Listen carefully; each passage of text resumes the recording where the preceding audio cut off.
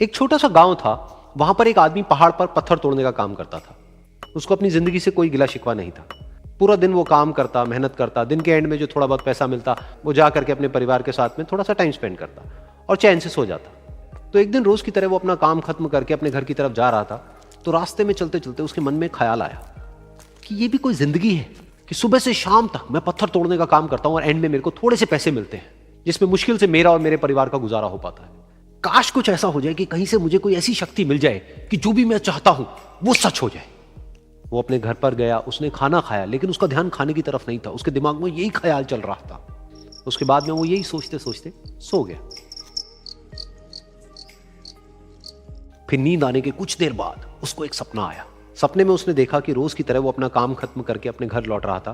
रास्ते में उसने एक बहुत ही बड़ा घर देखा और उसके मन में आया कि काश ये घर मेरा होता और मैं इसका मालिक होता। और उसके ये सोचते ही वो उस घर का मालिक बन गया। उसको यकीन ही नहीं हो रहा था कि जो उसने सोचा वो बन चुका है। लेकिन उसकी खुशी ज्यादा देर नहीं टिक पाई, क्योंकि उसको एकदम से एक शोर सुनाई दिया। उसने अपने घर के बाहर देखा कि एक बहुत बड़ी रैली निकल रही है, जिसमें बीचों बीच एक पॉलिटिशियन है जो ऐसे ऐसे हाथ हिला रहा है। और वहां पर जितने भी लोग खड़े थे सब उसके नाम के नारे लगा रहे थे, उसके आगे हाथ जोड़ करके खड़े थे, सब उसको देखने के लिए तड़प रहे थे। तब उसको यह एहसास हुआ कि मैं कितना छोटा हूं उसके आगे। और फिर उसके अंदर से एक ख्याल उठा कि काश मैं ये पॉलिटिशियन होता और मेरे पास भी इतनी ही पावर होती जितनी कि इसके पास में है। बस उसका इतना सा सोचने की देर थी, वो पॉलिटिशियन बन गया। उसकी खुशी का ठिकाना नहीं था, क्योंकि उसके आसपास में हजारों लोगों की भीड़ थी और सब उसको देखने के लिए तरस रहे थे, तड़प रहे थे। लेकिन उसकी ये खुशी भी ज्यादा देर नहीं टिक पाई। धूप बहुत ही तेज थी और उस पॉलिटिशियन को आदत नहीं थी इतनी गर्मी में रहने की। तो उस धूप की वजह से उसको चक्कर आ गए और वो बेहोश होकर के गिर गया। फिर उसको एहसास हुआ कि ये पॉलिटिशियन सबसे ताकतवर नहीं है, ये जो सूरज है ये सबसे ताकतवर है। और उसके मन में आया कि काश मैं ये सूरज बन जाऊं तो मेरे आगे कोई नहीं टिक पाएगा। और उसका इतना सा सोचने की देर थी और वो सूरज बन गया। और वो खुशी से पागल हो गया, क्योंकि पूरी दुनिया को वो ही रोशन कर रहा था और पूरी दुनिया में ऐसा कोई नहीं था जो कि उसकी रोशनी को रोक सके।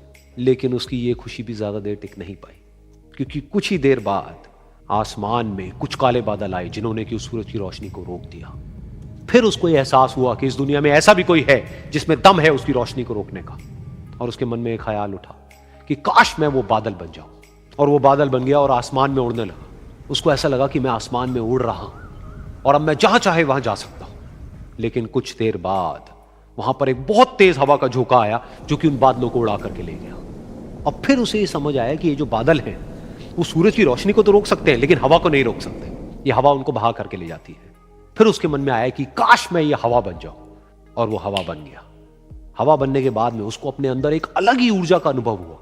वो चाहे तो आराम से बहता और चाहे तो आंधी बन करके, तूफान बन करके जिसको भी चाहे उड़ा करके ले जाता। उसको ये विश्वास होने ही लगा था कि इस दुनिया में सबसे ज्यादा शक्तिशाली मैं हूं। लेकिन तभी उसके सामने आया एक पहाड़। उसने अपनी पूरी ताकत लगा दी, लेकिन उस पहाड़ को वो इतना सा भी नहीं हिला पाया। तब उसको यह एहसास हुआ कि इस दुनिया में कोई है जो हवा से भी ज्यादा शक्तिशाली है, जिसमें दम है उस हवा को रोकने का।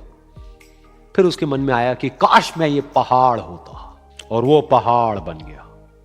लेकिन हर बार की तरह इस बार भी उसकी खुशी ज्यादा देर तक नहीं टिक पाई।